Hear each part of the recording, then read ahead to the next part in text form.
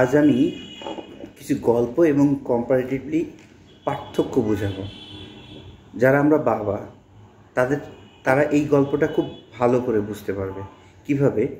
আপনি যখন কোনো ছেলের সাথে খারাপ ব্যবহার করবেন, হতে পারে সে ছেলে খুব খারাপ, সে হয়তো নেশাখোর, সে গুন্ডা, খারাপ পথে চলে, কিন্তু বাবার কাছে সেই ছেলেই। কোনো কারণে সেই ছেলের সাথে আপনি খারাপ ব্যবহার করতেছেন এবং বাবা দূর থেকে দেখছে।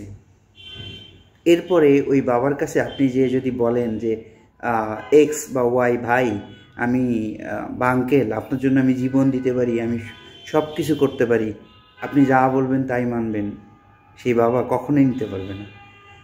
একজন বাবা যে সৃষ্টি করেনি, তার মাধ্যমে পৃথিবীতে এসছে, তার দিকে কষ্ট দেওয়ার কারণে সে সহ্য করতে পারে না।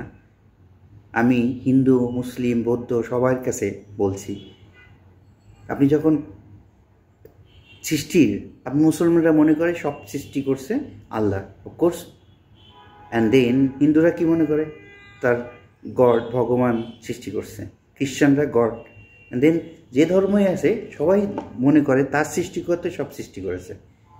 তো যে সৃষ্টি করেছে সেই সৃষ্টিকর্তার সামনে, বা সৃষ্টিকর্তা তো সব দেখেন, তার সামনে আপনি তার সৃষ্টির সাথে খারাপ ব্যবহার করবেন, কোনো মানুষের সাথে তাকে হার্ট করবেন, আর নামাজে, জায়নামাজে বা সৃষ্টিকর্তার কাছে গিয়ে বলবেন যে আমি তোমার জন্য সব কিছু করতে পারি সৃষ্টিকর্তা, তাহলে কি সেই সৃষ্টিকর্তা আপনাকে ক্ষমা করবে?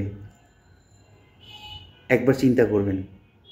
দেন তার সৃষ্টির সাথে সেইভাবে আচরণ করবেন যেন তার সামনে গেলে সে আপনাকে সেইভাবে অ্যাকসেপ্ট করতে পারে। ধন্যবাদ সবাইকে।